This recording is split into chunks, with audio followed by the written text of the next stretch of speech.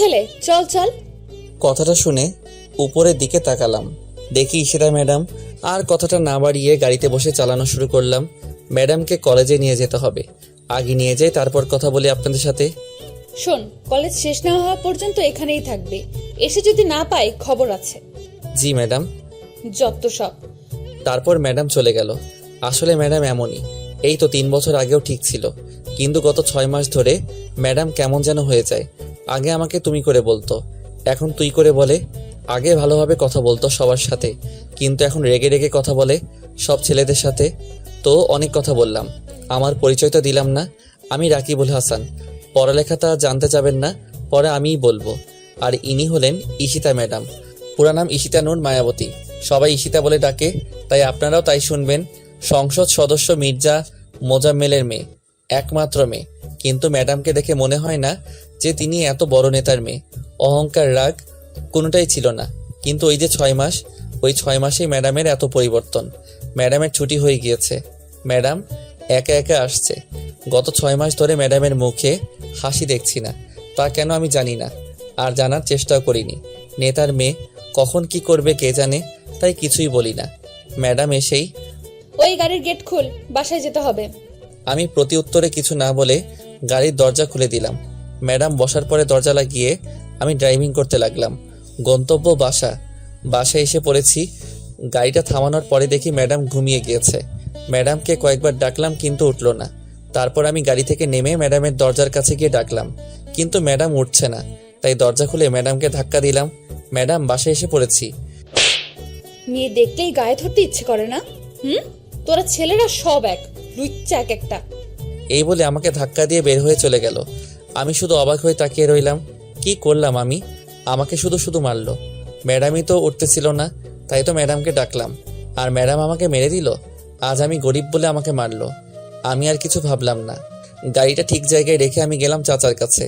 আর চাচা কে বুঝলেন না তো? চাচা মানে মির্জা মোজাম্মেল। সবাই তাকে বাঘের মতো ভয় পায়, কিন্তু কেন পায় তা জানি না। চাচা কত কিউট আর সুন্দর মানুষ, তাকে ভয় পাওয়া অসম্ভব।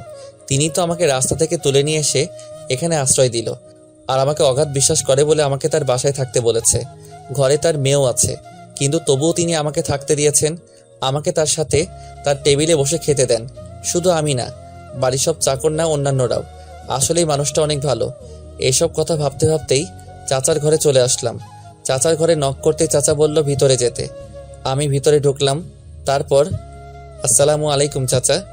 ওয়ালাইকুম সালাম। তো কেমন আছিস? সারাদিন দেখলাম না যে।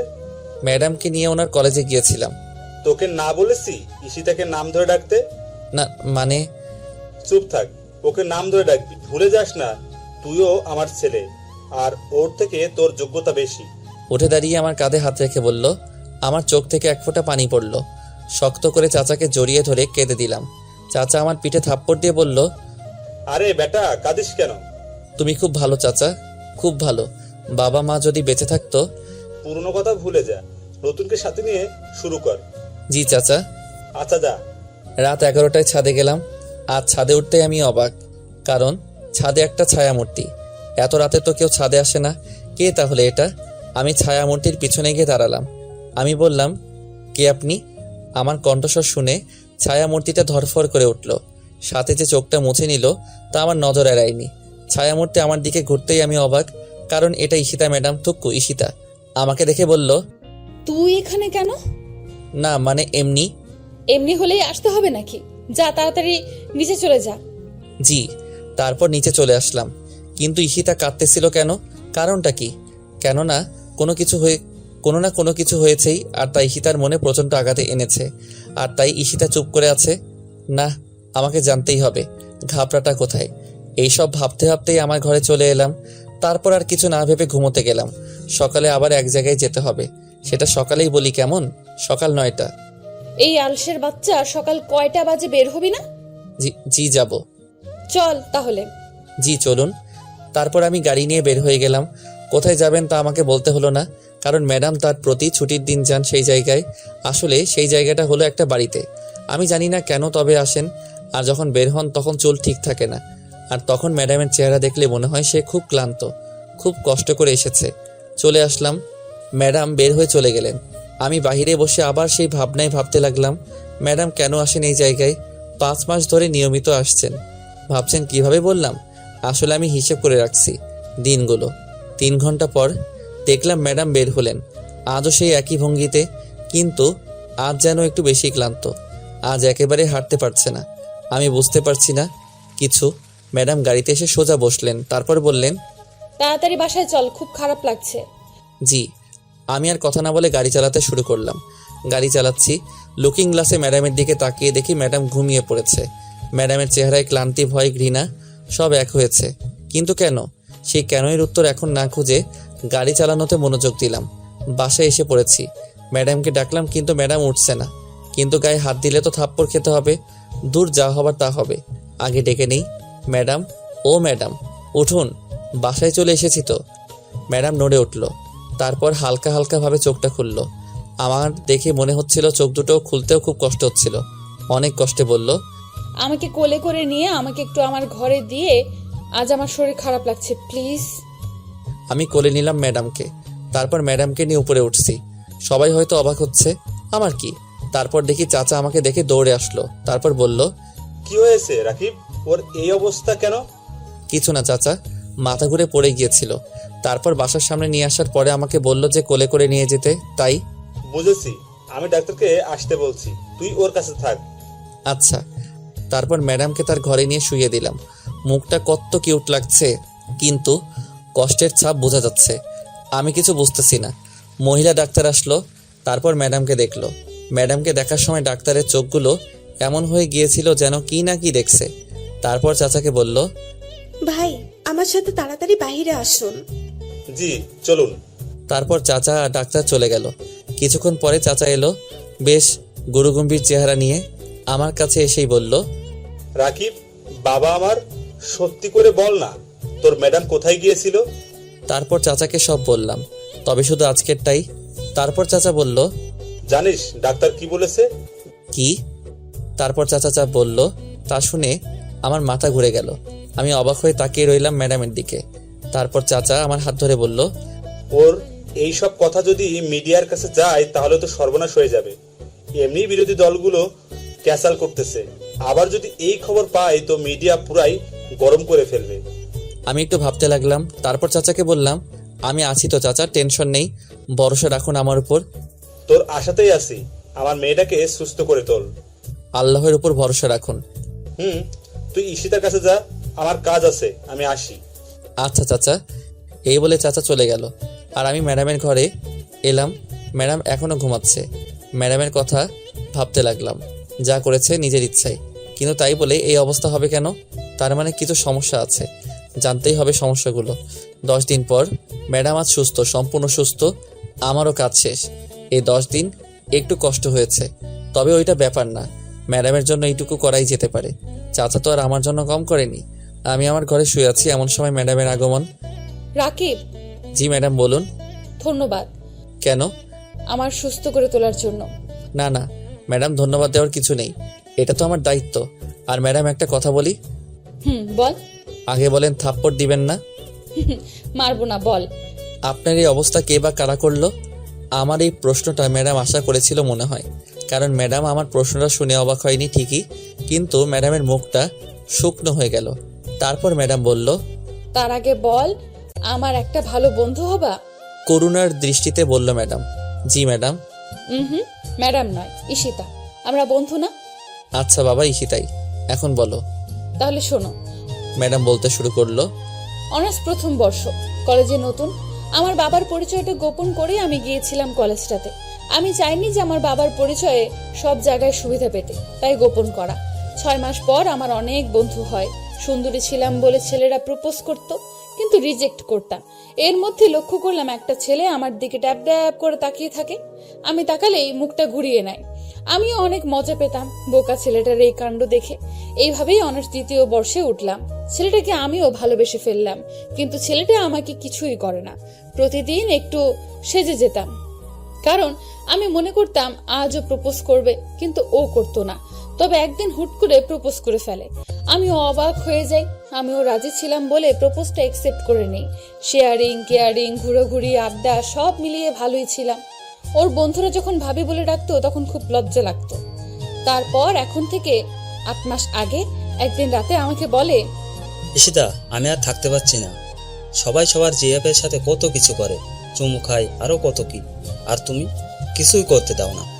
দেখো সালমান, বিয়ের আগে এগুলো ঠিক না। আমি জানি না, হয় তুমি আমার সাথে রুম ডেট করবা, না হলে তোমার রাস্তা তুমি মাপতে পারো। সেই দিন ও ফোনটা কেটে দেয়। ও ফোন কেটে দেওয়ার পর আমি অনেক কান্না করি, অনেক, খুব ভালোবাসতাম ওকে। আমাদের রিলেশনের কথা সবাই জানতো। আমি ফ্রেন্ডদের ওর কথা বলি, ওরা কিছু বলে না, আর ও আর ফোন দেয় না, আর আমিও না। এইভাবে 1 মাস কেটে যায়। একদিন আমার বান্ধবীরা বাসায় আড্ডার আয়োজন করে। আমি আড্ডার জন্য পাগল ছিলাম, তাই চলে যাই ওদের বাসায়। ওদের বাসায় সেই দিন কেউ ছিল না, শুধু আমার বান্ধবীরা 2 জন ছিল। আড্ডার ফাঁকে ফাঁকে চা, কফি, রান্না সবই চলছিল। আমি রান্না পারতাম বলে ওরা আমাকে রান্না করতে দেয়। আমি রান্না শেষ করে ফ্রেশ হয়ে এসে দেখি ওরা খাবার প্লেটে বেড়ে ফেলেছে। আমার জন্যও বেড়েছিল। আমি খাবারটা খাওয়ার কিছুক্ষণ পরেই আমার মাথাটা ঘুরতে লাগলো। তারপর আর কিছু মনে ছিল না। যখন চোখ খুললাম তখন দেখি সাকিব আমার মুখের উপর তাকিয়ে আছে। আমি ভয় পেয়ে তাকাতেই বলে, আজ কই যাবি?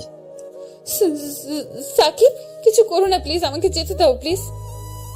যাবি, যা, তবে তোমার শরীরের দিকে তাকিয়ে দেখো তো। আমি তখন আমার শরীরের দিকে তাকিয়ে দেখি আমার শরীরে কোনো কাপড় নেই, আর ওর দিকে তাকাতেই ও পৈশাচিক হাসিতে হাসতে লাগলো। এমন সময় আমার পেছন থেকে শব্দ আসলো।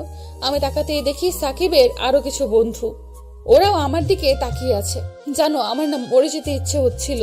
ও আমাকে তখন বলল যে, এতক্ষণ আমার সাথে করেছিস, আর ওরা ভিডিও করেছে, আর এখন যদি ওদের সাথে না করিস তাহলে এই ভিডিওটা বুঝতেই তো পারছিস। তারপর থেকে আজ 6 মাস ধরে এই ভিডিও এর ভয় দেখিয়ে ওর কত বন্ধুদের যে নিয়ে এসেছে তার হিসাব নেই। কলেজে যখন যাই ওর বন্ধুরা আমাকে খুব খারাপ খারাপ কথা বলে, গালি দেয়। আমার না সহ্য হয় না, কিছু বলি না ভিডিওর কারণে। আর কাল ওরা অনেকেই ছিল, আর তারপর এই অবস্থা। রাকিব, আমি মুক্তি চাই, প্লিজ আমাকে মুক্ত করো, আমি আর পারছি না। আমি আর বলতে পারলো না, আমাকে শক্ত করে জড়িয়ে ধরে কাঁদতে লাগলো। আর আমি কি বলবো তার উত্তর খুঁজতেছিলাম। যে ভালোবাসে একটা মেয়েকে সে কিভাবে এই কাজ করতে পারে, এমন নোংরা কাজ, ইনসাল্ট করে জোর করে রুম ডেট করা, এটাই কি প্রকৃত ভালোবাসা? না, এটা বিকৃত ভালোবাসা। নিজের শারীরিক শান্তির জন্য এটা শুধুমাত্র, তাছাড়া আর কিছুই না। ধিক্কার জানাই তাদের। রাকিব, জি ম্যাডাম। আমার প্রতি ঘৃণা হচ্ছে, তাই না? ছি ছি, কি বলেন?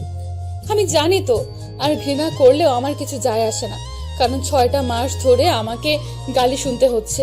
কলেজে তো মা গালিটা ছাড়া কথাই বলে না, ইনফ্যাক্ট আর বলবেও না। আমি তো আর ওদের কাছ থেকে মুক্তি পাবো না। ওরা আমাকে আমার পুরো জীবন আমাকে কুকুরের মতো লাঞ্ছনা করে যাবে, আমাকে নষ্ট করবে। জানো রাকিব, আমি না তবু চাই সাকিব ভালো থাকুক, ভালোভাবে বাঁচুক, সুন্দর একটা মেয়েকে বিয়ে করুক। আমাকে তো করবে না, নষ্ট মেয়ে। জানো রাকিব, ওকে না কেন যেন ঘৃণা করতে পারি না। কেন পারি না তা আমি জানি না। হয়তো ভালোবাসি বলে। আত্মহত্যা মহাপাপ, তাই করিনি। তা না হলে কবেই যে মরে যেতাম। আব্বুকে বলতে পারি না, কারণ আব্বুর কলিজা আমি। আব্বু যদি জানে তাহলে মরে যাবে। আমি মুক্তি চাই রাকিব, প্লিজ আমাকে মুক্ত করে দাও। আমি আর পারছি না এভাবে থাকতে। Please Rakib, please. আমি বরাবরের মতো শুধু শুনেছিলাম, আমার কিছু বলার নেই। মেয়েটা কতটা ভালোবাসে ছেলেটাকে, যে ছেলেটা ওর এত বড় ক্ষতিটা করার পরও চাই ছেলেটা ভালো থাকুক। এটাই কি প্রকৃত ভালোবাসা? কি হলো রাকিব, বলো, আমাকে মুক্তির ব্যবস্থা করতে। এই সব কথা শুনে আমি ম্যাডামের চোখের দিকে তাকালাম। চোখ দুইটা কতদিন ঘুমায় না, শান্তিতে ঘুমাতে পারে না। কত রাগী চোখগুলো যেন আহত, ব্যথিত, যন্ত্রণার অসহ্যকর গ্লানি বয়ে নিয়ে যেতে পারছে না।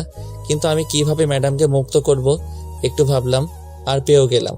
তারপর বললাম, মুক্তি চান? হুম। যা বলবো তা করতে পারবেন? পারবো নাকি পারবো না তা পরের হিসাব, আগে বলো তারপর। তারপর ম্যাডাম বলল, এটা করলে বেশি হয়ে যাবে না? না, আমি যা বলেছি সেটাই। আচ্ছা। আর ওদের ছবিগুলো নিয়ে আসেন, যারা সবার প্রথমে ছিল, আর সেই 2টা মেয়েরও। কেন? কাজ আছে, নিয়ে আসুন। আরে বাবা, আনছি, এত রেগে বলার কি আছে? যান আগে। তারপর ম্যাডাম চলে গেল। আমি ভাবতে লাগলাম কি করব, আর চাচাকে বলবো, কারণ যেই কাজটা করব তাতে চাচার সাহায্য লাগবে। একটু পর ম্যাডাম এসে ছবিগুলো দিয়ে গেল। আমি ছবিগুলো নিয়ে চাচার ঘরে গেলাম। চাচা, আসবো? আরে আয় আয়, তোর আবার অনুমতি লাগে নাকি? তারপর ভিতরে গেলাম। তারপর কথা বললাম না। আমার কথা না বলা দেখে চাচা বলল, কিরে কি হলো, কেউ কিছু বলেছে? না তাহলে? চাচা, তোমাকে একটা গল্প বলবো, তারপর মতামত জানাবা। আচ্ছা বল। তারপর ম্যাডামের সাথে ঘটনাগুলো পুরোটা বললাম। বলা শেষ হবে, তারপর চাচার দিকে তাকিয়ে দেখি তার চোখেও পানি। তারপর চাচা বলল, মতামত না, কি বলবো? আমি এমন জায়গায় যদি আমি হতাম তাহলে শোনার সাথে সাথে ছেলেগুলোকে মেরে ফেলতাম, আর কষ্ট দিয়ে। যে ছেলেটা সবার আগে অভিনয় করেছে তাকে হাতুড়ি দিয়ে বাড়ি দিয়ে মেরে ফেলা উচিত, আর বাকিগুলোকে মেরেই ফেলতাম। আচ্ছা, আর একটা কথা বল আমাকে। কি চাচা? এটা কি গল্প না বাস্তব? বাস্তব, আর আমি প্রতিশোধ নিতে চাই। কিভাবে? তুমি যেভাবে বললা। বলো না চাচা, আমাকে সাহায্য করবা। করব, কিন্তু যার ঘটনা বললি তাকে দেখবি না। কিন্তু পরে? তুই এটা করতে চাস মানলাম, কিন্তু তোর কিছু লাগবে না। কিছু লাগবে মানে কি চাচা? বুঝলাম না তো। আয় আমার সাথে, আর হাসিব জিনিস নিয়ে আয়। তারপর চাচা আমাকে একটা রুমে নিয়ে গেল। হাসির কাপড়ে পেঁচানো একটা কিছু নিয়ে আসলো। তারপর চাচাকে দিল। চাচা কাপড়টা সরাতেই দেখি একটা রিভলভার। চাচা আমার দিকে তাকিয়ে হয়তো আমার অবস্থাটা বুঝতে পারছে, তাই মুচকি মুচকি হাসছে। তারপর আমার কাছে এসে বলল, নে এটা নে। কি হবে এটা দিয়ে? এটা দিয়ে ওদের শেষ করবি, কিন্তু ওদের এক গুলিতেও মারলে হবে না। ওদের মতো ছেলেদের কষ্ট দিয়ে মারতে হবে, আর তা কঠিন কষ্ট দিয়ে। এমন কষ্ট দিতে হবে যেন শয়তানও যেন কেঁপে ওঠে। জি চাচা। আর তোকে কিছু শিখিয়ে দিব, সেটা মেনে ওদের মারিস, তাহলে পুলিশ কেন, র্যাব আসলেও তোদের খুঁজে বের করতে পারবে না, বা পারবে না আসল খুনিকে। আচ্ছা তাহলে বলো। তারপর চাচা আমাকে বলল, কি বললো তা আপনাদের না জানলেও চলবে। তারপর চাচার কাছ থেকে বিদায় নিয়ে ম্যাডামের ঘরে এসে ম্যাডামকে সব বললাম। আর এটাও বললাম যে কাল যাব মারতে, একদিনে 70 জনকে মারবো, সাথে মেয়ে দুটোকেও, কারণ ওরাও কম দোষী নয়। তারপর আমি আমার ঘরে এসে কালকের অপেক্ষায় থাকলাম। ভোর 5টা ম্যাডাম আর আমি বেরিয়ে পড়লাম, সাথে প্রয়োজনীয় জিনিসগুলো। প্রথমে যাব সাকিবদের বাসায়। সাকিব একা থাকে। ম্যাডাম আগে উঠে গেল। তারপর আমি। ম্যাডাম দরজা খোলাই রেখেছিল। ম্যাডামকে দেখি সাকিবকে জড়িয়ে ধরে আছে। তারপর সাকিব গেল ওয়াশরুমে। আমি তাড়াতাড়ি করে রিভলভারটা বের করে সাইলেন্সার লাগালাম। তারপর ওয়াশরুমের দিকে তাক করে থাকলাম। ম্যাডামের চোখে পানি, হয়তো ভালোবাসার মানুষটাকে আজ হারিয়ে ফেলবে বলে। আমি আর না তাকিয়ে থেকে সাকিব বের হতেই সাকিবের হাতে গুলি করলাম। সাকিব মাগো বলে চিৎকার দিল। তারপর ম্যাডামের দিকে তাকিয়ে দেখি তার ড্রেস চেঞ্জ। আমি অবাক হয়ে গেলাম, ড্রেস চেঞ্জ এত তাড়াতাড়ি করলো কিভাবে? আমি ভালোভাবে লক্ষ্য করতেই দেখি ম্যাডামের জামা নিচে পড়ে আছে। ম্যাডামের এক হাতে হাতুড়ি আর এক হাতে রান্দা। ম্যাডাম সাকিবের দিকে এগিয়ে যাচ্ছে। তারপর একটা কাগজ বের করলো। তারপর সাকিবকে লিখতে বলল। সাকিব ভয়ে তা লিখে ওর সাইন করে দিল, আর আমি সাকিবের বাঁ হাতে গুলি করি। সাকিব লিখে ম্যাডাম ওকে লাথি মেরে ফেলে দিল আর বলতে শুরু করলো, সাকিব, জানো খুব ভালোবাসতাম তোমায়, খুব। তুমি আমার সব ছিলে। তুমি যেদিন রুম ডেটের কথা বলো তখন আমার বেশি খারাপ লাগতো। আমাকে তুমি এড়িয়ে চলতা। তুমি না আমায় ভালোবাসতে। তুমি কিভাবে এটা পারলে সাকিব? আমি তোমাকে ভালোবাসতাম তাই বলে এই নয় যে আমি আমার শরীরের অধিকার তোমায় দিয়েছিলাম। আমি তোমাকে কিস বা অন্য কিছু করতে দিতাম না। ইনফ্যাক্ট তোমাকে আমার হাত পর্যন্ত ধরতে দিতাম না। আর তুমি কিভাবে এই নোংরা কাজটা করতে পারলা? আমার সব কিছুর উপরে আমার স্বামীর অধিকার আছে, আমি তা মানি আর বিশ্বাস করতাম। আর তোমার জন্য তাকে ঠকাতে হবে আমাকে? তোমার বেঁচে থাকার অধিকার নেই। তোর মতো শয়তান বেঁচে থাকলে আরো অনেক মেয়ে নষ্ট হবে। এক ভয়ঙ্কর চিৎকার দিল সাকিব, কারণ ম্যাডাম সাকিবের 2 পায়ের ফাঁকে সজোরে বাড়ি মারে আর ছেলে বলে তার প্রাণ এই একেবারে চলে যায়। তারপর ম্যাডাম রান্দা হাতে নিল। তারপর বলতে লাগলো, আমি তোকে ভালোবাসি না। এটা বলতে লাগলো আর কোপাতে লাগলো। আমি কিছু না বলে দেখতে লাগলাম। সাকিবের শরীরটা পুরো গরুর কাটা মাংসের মতো হয়ে গেছে, আর মুখটা ম্যাডাম হাতুড়ি দিয়ে বিস্টে একটা অবস্থা করে কাগজটা সাকিবের মুখে ছুঁড়ে দিয়ে চলে আসলাম। আর কাগজে লেখা ছিল আমি ধর্ষক। এভাবে 70 জনকে শেষ করলাম, সাথে ওই মেয়ে দুটোকেও। মেয়ে দুটোকে আরও কষ্ট দিয়ে মেরেছে ম্যাডাম। আর ভিডিওগুলো উদ্ধার করে বাসায় ফিরছি। ম্যাডাম আমাকে জড়িয়ে ধরে আছে আর কান্না করছে। আমি কান্নার কারণটা বুঝতে পারছি, তাই কিছু বলছি না। আমিও সময়ের সাথে তাল মিলাতে ম্যাডামকে জড়িয়ে ধরলাম। ম্যাডাম কিছু বলল না, তবে কান্নার বেগ বেড়ে গেল। আমরা বাসায় এসে পড়েছি। ম্যাডাম কোনো কথা না বলে দৌড়ে বাড়ির ভিতরে চলে গেল। আমিও আমার ঘরে এসে একটু ঘুমাতে চেষ্টা করলাম আর ঘুমিয়ে পড়লাম। ঘুম ভেঙে গেল কেন তা জানি না। একটা অপরাধবোধ জেগে উঠছে মনের মধ্যে। অন্যরকম একটা ফিল, তা ভাষায় বোঝানো যাবে না। আমি আর না ভেবে ফ্রেশ হতে গেলাম। ফ্রেশ হয়ে এসে চাচার ঘরে গেলাম। চাচার জিনিসগুলো তো দিতে হবে, তাই চাচার ঘরে গেলাম। চাচা আসবো? রাকিব আয়। চাচা, এই যে তোমার রিভলভার আর বুলেটগুলো নাও। আরে আরে কি করছিস? আমি এইগুলো নিয়েছি তোকে নেওয়ার জন্য নাকি? তাহলে? আরে পাগল, এইগুলা হলো এখনকার নিরাপত্তার জিনিস। রাখ এগুলা তোর কাছে। আর এইটা রাখ, এটা হলো লাইসেন্স। এটা দেখালে পুলিশ তোকে ধরবে না যদি দেখে। ও আচ্ছা। আচ্ছা রাকিব, একটা সত্যি কথা বলবি? কি চাচা? তুই আজ কার জন্য প্রতিশোধটা নিলি? সেটা জানা কি খুব জরুরি? হ্যাঁ। ঈশিতার। চাচা পানির গ্লাস নিয়ে পানি খেতে নিয়েছিল। ধূপ করে চাচার হাতের পানির গ্লাসটা পড়ে গেল। কারণ চাচা চমকে গিয়েছিল। কারণ কোনো বাবা যদি তার মেয়ের এইরকম বাজে একটা হ্যারাসমেন্টের কথা শুনে তাহলে চমকাবেই। কারণ মেয়ে বাবাকে আর বাবা মেয়েকে সবচেয়ে বেশি ভালোবাসে। চাচা আমার দিকে তাকিয়ে আছে। চাচার চোখ থেকে টুপ করে এক ফোঁটা পানি পড়লো। কাঁধের টেবিলের উপর চাচা উঠে দাঁড়ালো। তারপর আমাকে কিছু না বলে হাঁটতে লাগলো। আমি জিনিসগুলো নিয়ে চাচার পিছু যেতে শুরু করলাম। চাচা ইশতা ম্যাডামের ঘরে যাচ্ছিলেন। চাচা ম্যাডামের ঘরে ঢুকলেন, আর সাথে আমিও ম্যাডামের ঘরে ঢুকলাম। দেখলাম ম্যাডাম গুটিসুটি মেরে ঘুমিয়ে আছে। কত মায়াবী লাগছে ম্যাডামকে। চাচা ম্যাডামের কাছে যেয়ে ম্যাডামের কপালে একটা চুমু দিলেন। তারপর ম্যাডামের হাত ধরে কান্না করতে লাগলেন। চাচা রাজনীতি করেন। চাচাকে এভাবে আমি কখনো দেখিনি এভাবে ভেঙে পড়তে। চাচা এভাবে কান্না করছে আর ম্যাডাম জাগছে না। আমার খুব চিন্তা হচ্ছে। ম্যাডামের পাশে তাকিয়ে দেখি ঘুমের ওষুধ। তার মানে ম্যাডাম ওষুধকে ঘুমিয়েছেন, সহজে উঠবেন না। চাচা আমাকে ডাক দিল। রাকিব, জি চাচা। তুই আমাকে আগে কেন বলিসনি বাপ? তাহলে আমিই যেতাম খুন করতে। এমন নোংরা কাজ আমার মেয়েকে দিয়ে করিয়েছে, আর তুই আমাকে বলিসনি কেন? ঈশিতা ম্যাডাম বলতে নিষেধ করেছিল, তাই করিনি। আমার দুইটা কথা রাখবি। বলো চাচা। এক, তুই মাস্টার্সে ভর্তি হয়ে যা। আর কি চাচা? জানি না কথাটা তুই কিভাবে নিবি। আমাকে হয়তো স্বার্থপর ভাববি, কিন্তু বলছি ঈশিতাকে তুই বিয়ে করবি। দেখ, আমি তোকে জোর করব না, তোর ইচ্ছা। তোকে যখন আমি আমার বাড়িতে নিয়ে আসলাম তখন থেকে আমি ঠিক করে রেখেছিলাম, তাই ঈশিতার কাছাকাছি রেখেছিলাম যাতে ওকে বুঝতে পারিস। কিন্তু এই ধরনের ঘটনা আমি জানতাম না রে। তোর ইচ্ছে, তুই কি করবি? আমি রাজি চাচা। ভেবে দেখ রাকিব। আমার ভাবা শেষ চাচা। আচ্ছা, কাল সকালের মধ্যে তোর কলেজে ভর্তি হবার কাগজ পেয়ে যাবি। আচ্ছা চাচা। এই বলে চাচা চলে গেল। আমি কেন রাজি হলাম তা নিয়ে প্রশ্ন এসেছে নিশ্চয়ই। আসলে চাচা আমাকে রাস্তা থেকে কুড়িয়ে এনেছে।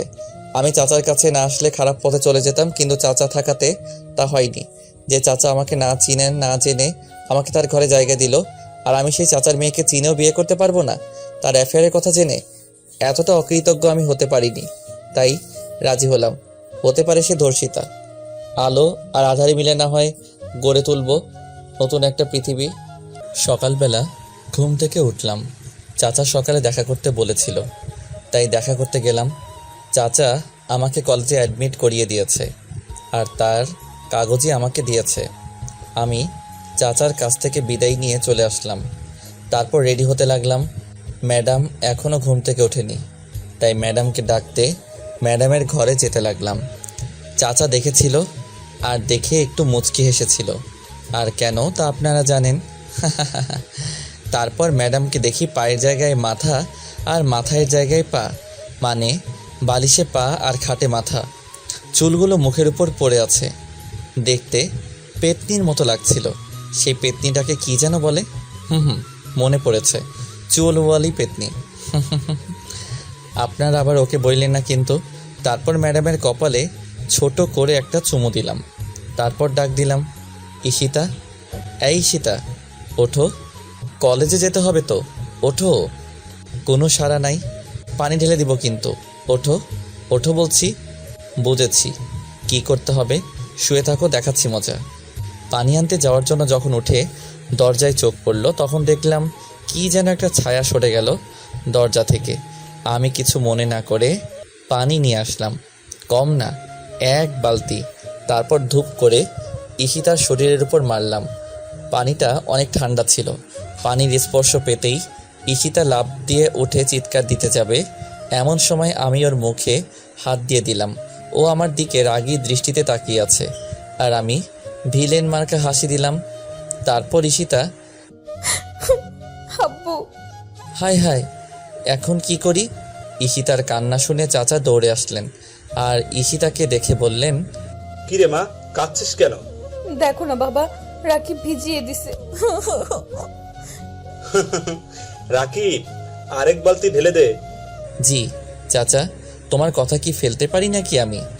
হুম। চাচা চলে গেল। ঈশিতার দিকে তাকিয়ে দেখে আমার দিকে রাগী দৃষ্টিতে তাকিয়ে আছে, আর আমি ভিলেনের মতো হাসছি আর ঈশিতার দিকে এগিয়ে যাচ্ছি। ঈশিতা আমার দিকে তাকিয়ে থাকায় মনে করেছে আমার হাতে বালতি আছে। আমার হাতে বালতি আছে ঠিক আছে, কিন্তু তাতে পানি নেই।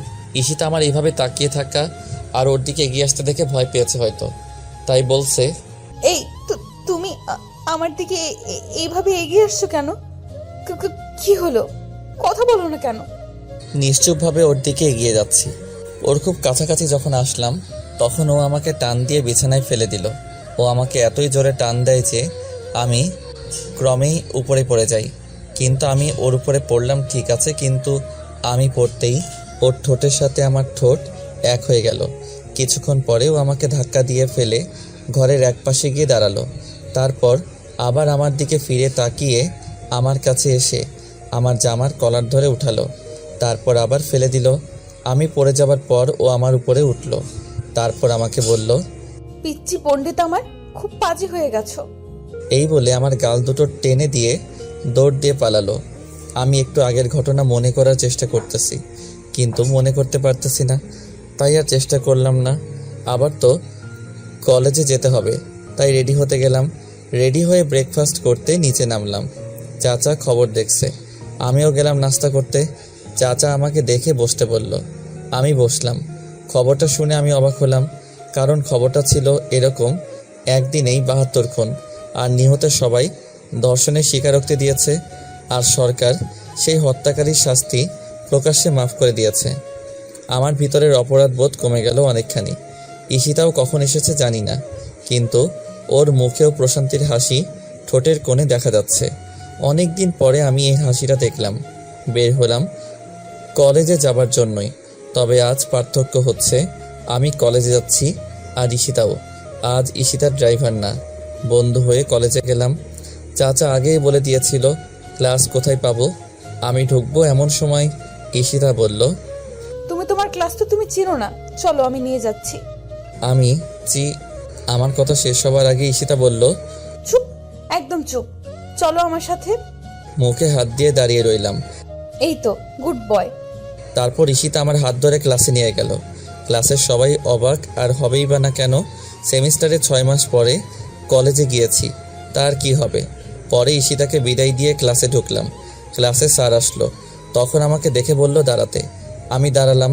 পরে আমাকে বলল, আমার প্রিয় ছাত্রছাত্রীরা, এই হলো তোমাদের নতুন বন্ধু রাকিবুল হাসান, তোমরা ওকে রাকিব বলে ডাকবা। হাই। তারপর ক্লাসের পর ক্লাস শেষ হয়ে গেল। কলেজ ছুটি হবার পরে ক্লাস থেকে বের হতে যাব, এমন সময় পিছন থেকে একটা মেয়ে আমাকে ডাক দিল। এই যে রাকিব, শুনছো? জি বলুন। আমরা কি পরিচিত হতে পারি? জি, আমি রাকিব। আমি রাইসা, আমরা তো ক্লাসমেট। তুমি করে বলি? আপনি বলতে পারেন, কিন্তু আমি তুমি করে বলতে পারবো না। কেন? এমনি। ও, আমরা কি বন্ধু হতে পারি? ঠিক আছে, এখন বাই। ওকে, ধন্যবাদ, বাই। রাইসাকে বাই দিয়ে আমি পিছনে তাকাতেই দেখি ঈশিতা এক দৃষ্টিতে তাকিয়ে আছে। আমি ঈশিতার কাছে আসতেই ঈশিতা বলল, উনি কে রাকিব? আমার বন্ধু, আমার সাথে ওনার মাত্র বন্ধুত্ব হলো। ও, চলো বাসায় যাওয়া যাক। অবশ্যই। তারপর ঈশিতা আর আমি বাসায় চলে আসলাম। বাসায় এসে খেয়ে একটু ঘুমালাম। তারপর ঘুম থেকে উঠে গল্প লিখতে শুরু করলাম। গল্প লিখে পোস্ট করে ঘর থেকে বের হলাম ঈশিতার ঘরে যাবার জন্য। ঈশিতার ঘরে যেয়ে নক করলাম। ঈশিতা ভিতর থেকেই বলল, আসো রাকিব। তারপর আমি ভিতরে গেলাম। ভিতরে গিয়ে ঈশিতার দিকে তাকাতেই আমি ভয় পেয়ে গেলাম। ঈশিতার চোখ লাল হয়ে আছে, চোখের কোণে পানি চিকচিক করছে। ঈশিতা ওর দিকে এইভাবে তাকিয়ে থাকা দেখে আমাকে বলল, কিছু বলবা রাকিব? আমি এগিয়ে গিয়ে খাটের সামনে চেয়ার নিয়ে বসলাম। তারপর ঈশিতাকে বললাম, কি হয়েছে তোমার? কই কিছু না তো, আমার কিছু হয়নি তো। আর আমার কি হবে? ঈশিতা, মিথ্যা বলছো তুমি আমার সাথে। আমরা না ফ্রেন্ড, তুমি কষ্ট পেয়ে কান্না করছো, আর যার জন্য কান্না করছো তার কারণটা জানবার অধিকারও কি নেই আমার? না না, তুমি যা ভাবছো তা না। আসলে আমার না সাকিবের কথা খুব মনে পড়ছে, খুব মিস করছি। রাকিব, ওকে না খুব ভালোবাসি, খুব। জানো, কাল রাতে স্বপ্নে না ওকে দেখেছিলাম। কলেজে যেদিন ওকে প্রথম দেখি সেদিনের মতো একই হাসি, একই লোক, বোকা বোকা আর টমেটোর মতো কিউট গালগুলো নিয়ে হাসি খুশি একটা ছেলে। কিন্তু আর বলতে পারলো না, কেঁদে দিল। আমি কি বলবো তাই ভাবছি। ওকে সমবেদনা দেওয়ার মতো ভাষা আমার নেই। ওর হাতটা শক্ত করে ধরলাম, তারপর ওর চোখের পানি মুছে দিলাম। ও আমাকে শক্ত করে জড়িয়ে ধরে কান্না করতে লাগলো। কিছুক্ষণ যাবার পর ঈশিতা বলল, রাকিব, আমার একটা কথা রাখবা? বলো। এইভাবে আমার একটা ভালো বন্ধু হয়ে সারা জীবন থাকবা? থাকবো ঈশিতা। ঈশিতার কোনো কথা বললো না, আমিও বললাম না। সন্ধ্যায় আমি পড়তে বসেছি, এমন সময় ঈশিতা আমার ঘরে আসলো। আমি ঈশিতাকে দেখে বললাম, কিছু বলবা? বলো। আমি তোমার সাথে পড়বো। অবাক হলাম এমন আবদার শুনে, তারপর বললাম, আচ্ছা আসো। Thank you. তারপর আমার পাশের চেয়ারে বসে পড়তে লাগলো। আমার সন্দেহ হচ্ছে ও পড়তে আসছে নাকি আমার দিকে তাকিয়ে থাকতে আসছে। আমি যখনই তাকাই তখনই দেখি আমার দিকে তাকিয়ে আছে। একটু পরে ঈশিতা আমাকে বলল, রাকিব, কি? এই পড়াটা বোঝায় দাও। আচ্ছা দাও দেখি। এই যে এটা। তারপর আমি বইয়ের দিকে তাকিয়ে বোঝাতে লাগলাম। আমি বোঝাচ্ছি আর ও আমার দিকে হা করে তাকিয়ে আছে। এভাবে তাকিয়ে থাকতে দেখে আমার একটু রাগ হলো, তাই বললাম, এই তোমার সমস্যা কি? তুমি পড়া বাদ দিয়ে আমার দিকে তাকিয়ে আছো কেন? এই, তুমি আমাকে বকা দিলা? তোমার সাথে আড়ি, তুমি পচা, আমাকে বকা দাও। বাচ্চাদের মতো কান্না করতে করতে আমার ঘর থেকে চলে গেল। মেয়েটা আসলেই কেমন যেন, একটু পাগলি পাগলি। রাতে খাবার খেতে টেবিলে গেলাম। ঈশিতা আমার সামনে চেয়ারে বসলো। আমাকে দেখে ভেঙচি দিয়ে মুখটা ঘুরিয়ে খাবার নিয়ে ওর ঘরে চলে গেল। বুঝলাম পাগলিটা অনেক রাগ করেছে। আমি খাবার খেয়ে ঘরে গেলাম। রাত 2টা। ঘর থেকে বের হলাম ছাদে যাব বলে। গভীর রাতে শহরের বাতাসটা ভালো লাগে, গায়ে শিহরণ ধরিয়ে দেয় বাতাসটা। ঢাকার এই সময়টায় সমস্ত নিস্তব্ধতা চলে আসে মনে। এক অন্যরকম অনুভূতি, সুখ অনুভূতি, যা সবাই চায়। আমিও নেই, রোজ রাতে নেই জোনাকি পোকার জিজি ডাক আর বাদুড়ের ছোটাছুটি দেখতে খুব ভালো লাগে। আমি ছাদে দাঁড়িয়ে আছি, এমন সময় কারোর পায়ের আওয়াজ শুনলাম। আমি পিছনে তাকাতেই দেখি ঈশিতা আসছে। ঈশিতা উঠতেই আমাকে দেখলো, তারপর ছাদের অন্য পাশে গিয়ে দাঁড়ালো। রাগ কমেনি, রাগ আমাকে ভাঙাতেই হবে, তাই আমিও গেলাম। ঈশিতার কাছে যে বললাম, ঈশিতা আমি সরি, প্লিজ মাফ করে দাও, প্লিজ। 2 মাত্র শর্তে মাফ করতে পারি। সব শর্ত মানবো, বলো। 1, আমি যখনই বলবো তখনই আমাকে কোলে নিতে হবে। 2, আমাকে পাপ্পি দিতে হবে। আমি অবাক হলাম এমন আবদার শুনে, আর খুশিও হলাম। পাপ্পি আর কোলে নিতে হবে, উফ কি ফিলিংস, পুরাই পাংখা।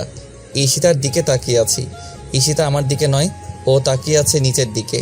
হঠাৎ ঈশিতা বলে উঠল, কি, রাজি না তাই তো? না হলে নাই, আমি গেলাম। এই বলে চলে যেতে লাগলো। আমি আবুল হয়ে গেছি এমন কথা শুনে। তারপর তাড়াতাড়ি করে বললাম, আমি রাজি তো। সত্যি? হুম।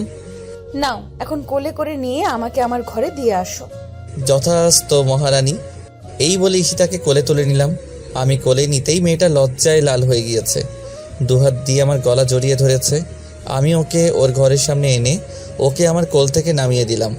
আমি চলে আসব এমন সময় ঈশিতা বলল, আমার শর্তের আরেকটা জিনিস কই?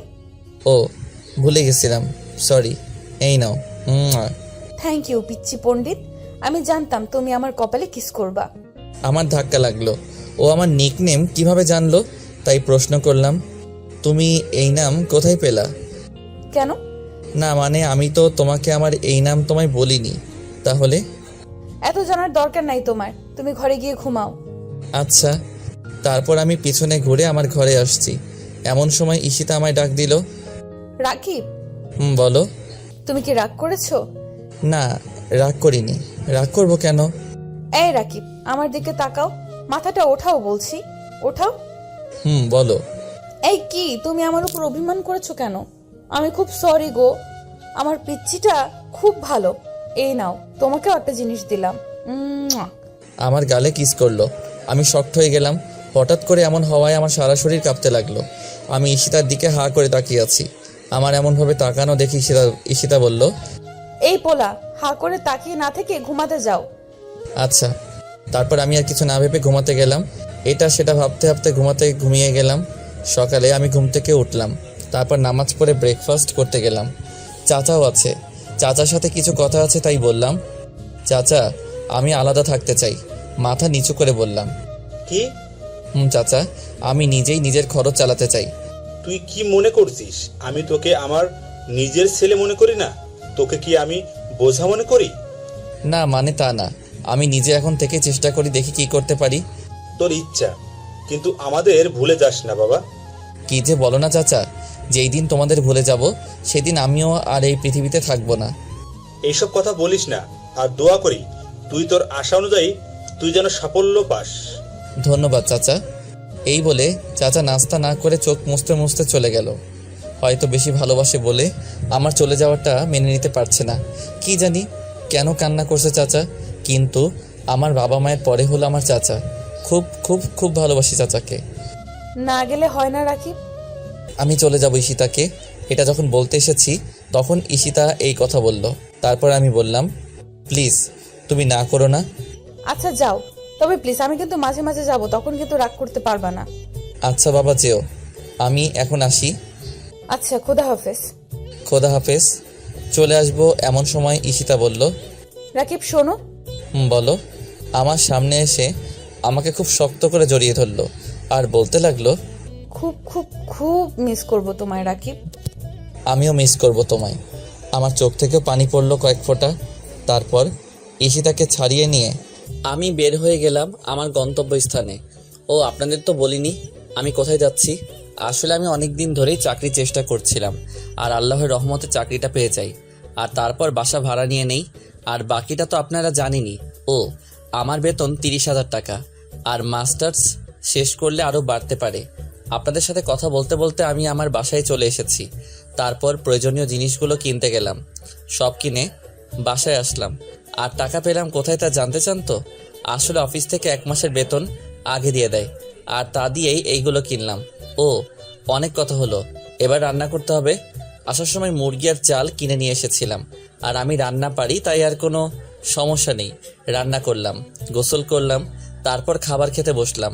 খাবারের 1 লোকমা মুখে দিতেই চাচার কথা আর ঈশিতার কথা মনে পড়ে গেল। কত কথা হতো খাবার সময়, সাথে যারা কাজ করতো তারাও খেত। দেখে মনে হতো পুরোটাই যেন একটা পরিবার। খুব মিস করছি চাচাকে, খুব। আর ঈশিতা, আমি তো খাবার খাচ্ছিলাম, ঘড়ির দিকে তাকালাম।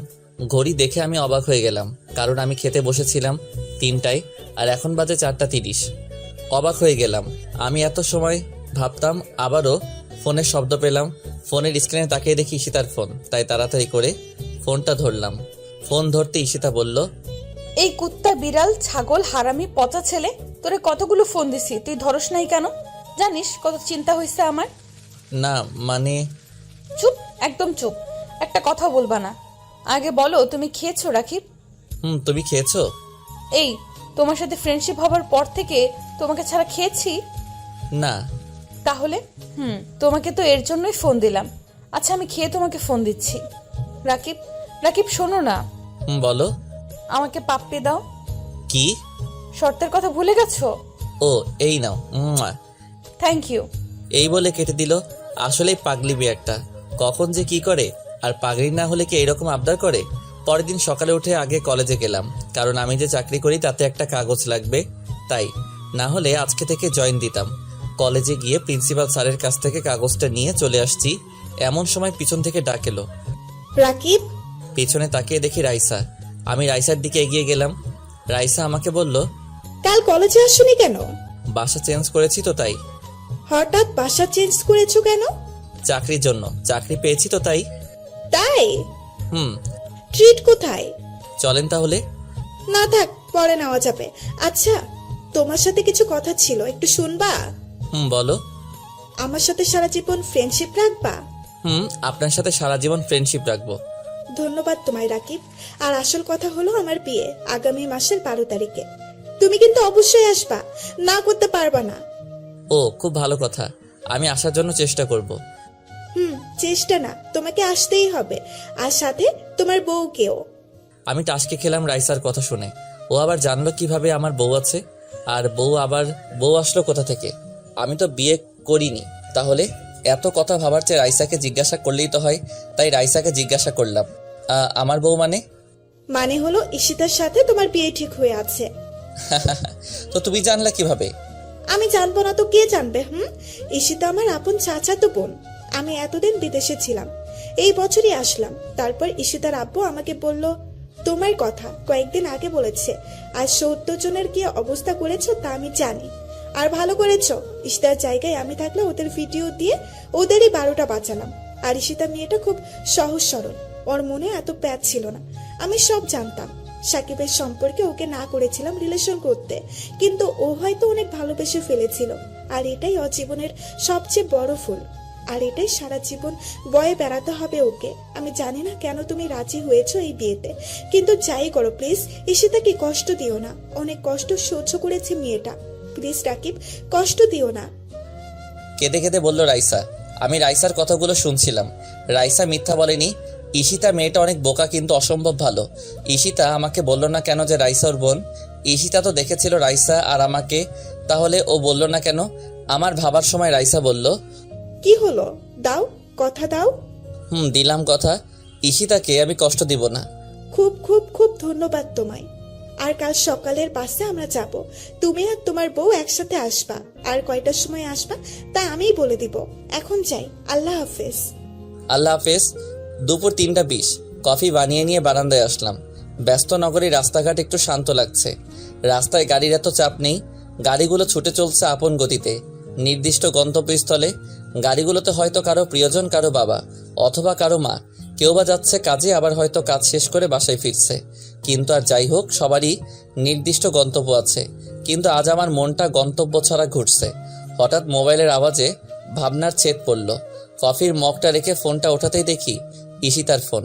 ওর কথাই ভাবছিলাম। তারপর ফোনটা ধরলাম। হ্যালো ঈশিতা, বলো। কান্নার শব্দ আসছে। হ্যালো ঈশিতা, তুমি কান্না করছো কেন? আমায় মাফ করে দাও রাকিব। আমি অবাক হলাম ঈশিতার কথা শুনে। ও তো কিছু করেনি, তাহলে মাপ চাচ্ছে কেন?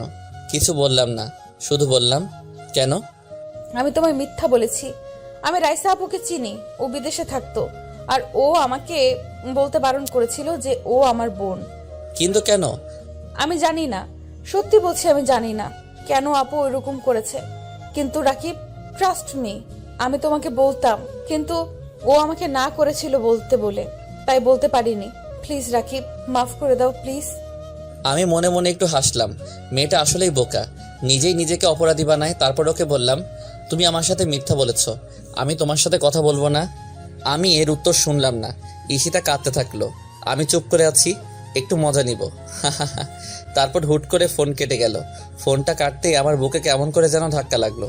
আমি কিছু মনে না করে আমার কাজে মনোযোগী হলাম। পরের দিন আমি রেডি হয়ে রওনা হলাম ঈশিতাদের বাসার উদ্দেশ্যে। ঈশিতাকে নিয়ে তারপর যাব। কিন্তু ঈশিতা কেমন আছে কে জানে, কারণ ও আমার কাছে মাপ চেয়েছিল, কিন্তু আমি করিনি। আর ও আমায় ওর বেস্ট ফ্রেন্ড মনে করে। আর আমি রাগ করলে ওর সাথে কথা বলবো না, আর ও এটা সহ্য করতে পারে না। তাই এইসব কথা ভাবতে ভাবতে ঈশিতাদের বাসায় চলে আসলাম। বাসার ভিতরে ঢুকলাম। আজ সবকিছু কেমন যেন শান্ত শান্ত লাগছে। চাচা নেই কোথাও। আমি সোজা ঈশিতার ঘরে গেলাম। ঈশিতার ঘরে অবাক হয়ে গেলাম, চাচা ঈশিতার পাশে বসে আছে। চাচার চোখে পানি। আমি এবার ভয় পেয়ে গেলাম, ঈশিতা আবার কিছু করে বসেনি তো? সরি ঈশিতা। আমাকে মাফ করেছো? হুম। আমার কিস কোথায়? কতদিন দাও না, দাও কিস দাও। বাচ্চাদের মতো আবদার করে গাল পেতে দিল। হয়েছে? না, হয়নি, মাত্র তো একটা। আর কাল যে অপরাধ করেছো তার জন্য আরো দিতে হবে।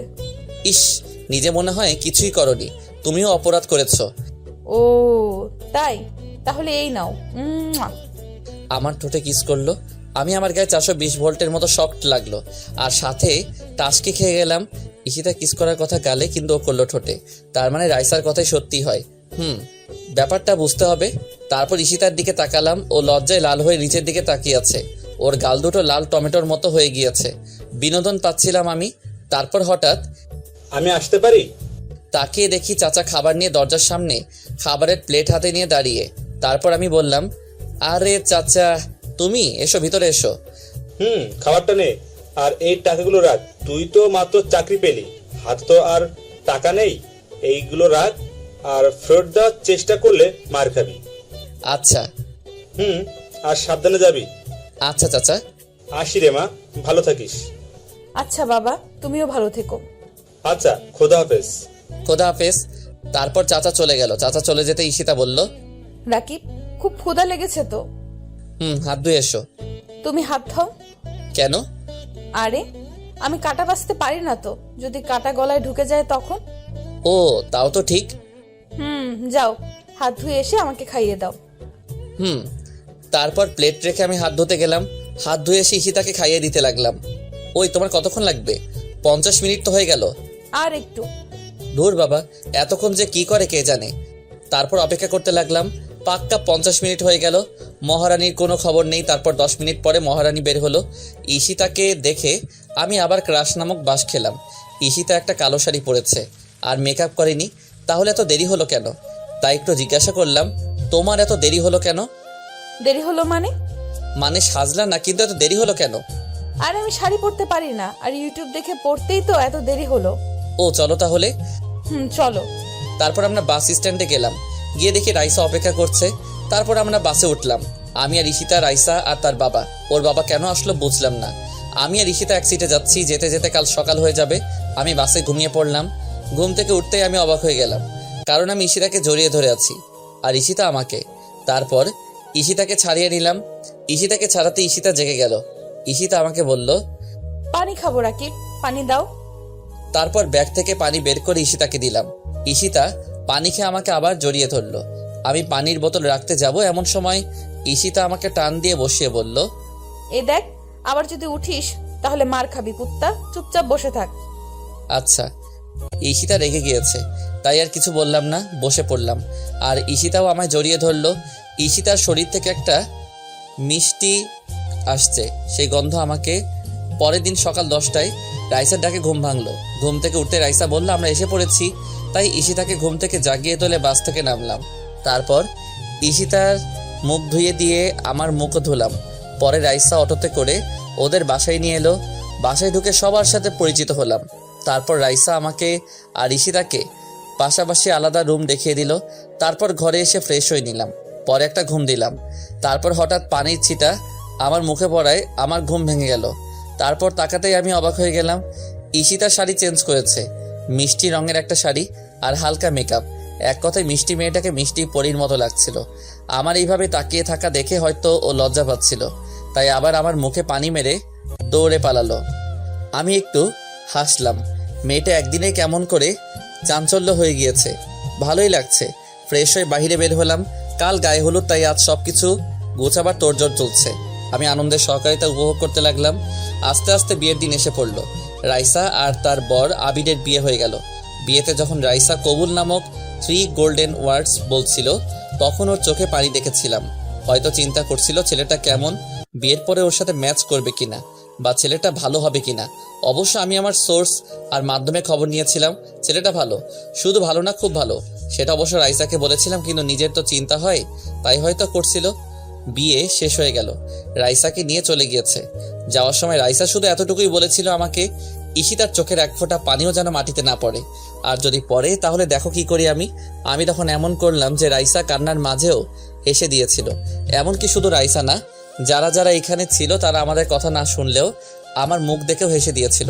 তারপর রাইসা ঈশিতার কানে কানে কি যেন বলল, তারপর চলে গেল। রাইসার বিয়ের একদিন পর আমরাও চলে আসলাম। তারপর থেকে আবার সেই পুরনো রুটিনে চলতে লাগলাম। সপ্তাহে একদিন কলেজে যাবা, ঈশিতার সাথে ঘোরা, রাতে কথা বলা, মেসেজিং করব, শেয়ারিং কেয়ারিং, মজা মাস্তি আড্ডা, এইভাবে চলে গেল 2টা বছর। 2 বছর পর আজ অফিসে যাওয়ার জন্য বের হব, এমন সময় ফোন বেজে উঠলো। ফোনটা তুলে দেখি চাচার ফোন। তারপর ফোনটা ধরলাম। আসসালামু আলাইকুম চাচা। ওয়ালাইকুম। তো 2 বছর তো হয়ে গেল, কি ভুলে গেলি নাকি? না চাচা, ভুলি নাই, মনে আছে। হারামজাদা, চাচা না বাবা বলবি, বাবা। আচ্ছা, বাবা বাবা বাবা। আজ রাতে বিয়ে বড় করে করব না, বাসায় কাজে ডেকে বিয়ে পড়াবো আর এতিমখানার মসজিদে মিলাদ পড়িয়ে দিব। চাচা, এটা ভালোই হবে। আবার চাচা? না থুকু বাবা। আল্লাহ হাফেজ। আল্লাহ হাফেজ। ফোনটা কেটে দিলাম। চাচার প্রতি সম্মান আমার আবার বেড়ে গেল, কারণ চাচা লোক খাওয়ানোর মতো অযথা টাকা নষ্ট করার চেয়ে এতিমখানায় দিচ্ছে। স্যালিউট চাচা। বিয়েটা হয়ে গেল। ঈশিতাকে নিয়ে আমার বাসায় আসলাম। আর ভাবছেন ঈশিতা আগে থেকে জানতো? আসলে তা না, ঈশিতাকে চাচা তুক্কু বাবা বলেছিল আজকেই।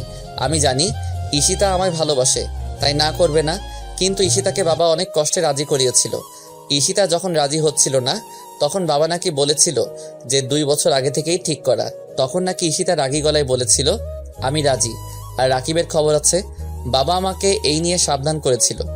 ঈশিতার কিছু বান্ধবী এসেছিল ঈশিতার সাথে, তারা ঈশিতার সাথে কথা বলা শেষ করে যাবার সময় আমাকে বলল, বিড়ালকে আপনার মারতে হবে না, আজকে বিড়ালই আপনাকে মেরে দিবে। এই বলে ওরা হাসতে হাসতে চলে গেল। আমি ওদের এই কথার মানে ভালোভাবেই বুঝতে পেরেছি। তারপর আমি আমার বাসর ঘর আজ আমার জন্য জমের ঘর বললেও ক্ষতি নেই। ঈশিতা যেইভাবে ফায়ার হয়ে আছে তাতে করে ফায়ার সার্ভিস এসেও ওর আগুন নিভাতে পারবে কিনা সন্দেহ আছে। তারপর ঢুকলাম, ঢুকতেই আমি অবাক, এ কি বউ কই? আমার পাশে তাকাতেই দেখি ঈশিতা আর্জেন্টিনার জার্সি আর ট্রাউজার পরেছে, আর ট্রাউজারটাও হাঁটু পর্যন্ত। ওকে এই অবস্থায় দেখে আমার নিজেরও লজ্জা লাগছিল। আমাকে দেখেনি, আর যখন আমাকে দেখলো তখন বলল, ওই কি হইছে, এমন ভাবে তাকিয়েছিস কেন? বাবু হইছে থুক্কু, কিছু না। বাবু কোথায়? এখনো হইলই না আবার বাবু। আর তোর কপালটা আজ ভালো যে আর্জেন্টিনার খেলা আছে, না হলে তোর খবর ছিল। যাই হোক, এখন লক্ষ্মী ছেলের মতো আইসক্রিম এনে দে, খাবো আর খেলা দেখবো। রাত 1টা বাজে, আইসক্রিম কোথায় বাবা? কি রাত 1টা? খেলা তো শেষ। আব্বু, খেলা শেষ, আমাকে আগে বললো না কেন? আমার মনে ছিল না তো, সরি। তুমি ইচ্ছে করে বলনি। সত্যি বলছি, আমিও তো আর্জেন্টিনা সাপোর্টার, আর কাল তো রিপিট দিবেই, তখন না হয় দেখে নিব। তুমি চুপ থাকো, একটা কথা বলবা না।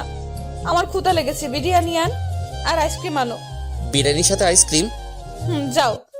আচ্ছা। আইসক্রিম তো ফ্রিজে অনেক আছে, আর আসার সময় বিরিয়ানির প্যাকেটও এনেছি, বেঁচে গেলাম। তারপর আইসক্রিম আর বিরিয়ানির প্যাকেট নিয়ে ঘরে গেলাম।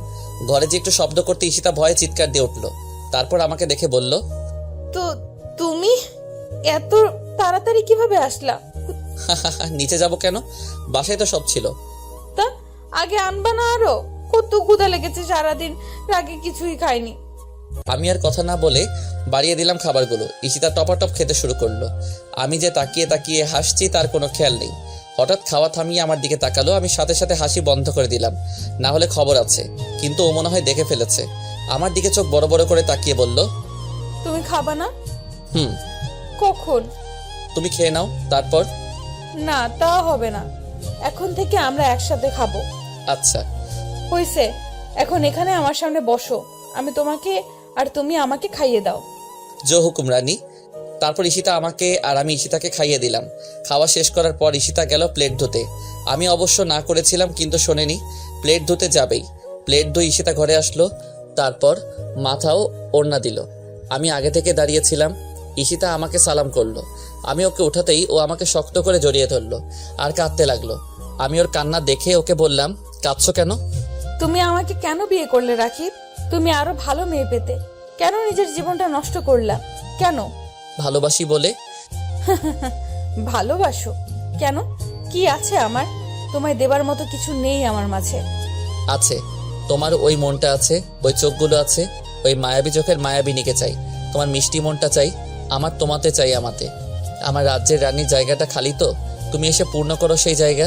তোমায় ছাড়া যে সেখানকার অধিকার আর কারো নেই সীতা।